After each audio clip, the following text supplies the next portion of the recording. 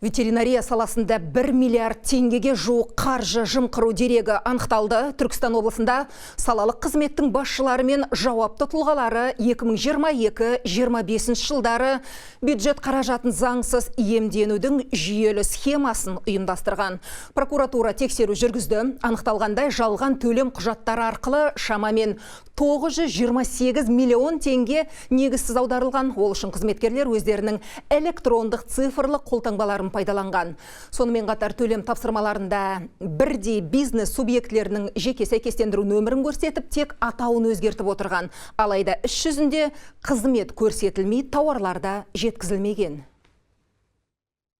Аталған факт бойынша сотқа дейінгі тергеп тексеру 189 бабымен 4 бөлігімен қылмыстық кодексінің арнайы прокурорлар тергеу амалдарын жүргізуде. Ағымдағы жылы 26 наурызында 4 лауазымды тұлға, бұрынғы 2 экс-басшылары, орынбасар және бас есепші күдікті ретінде танылып қамауға алынды.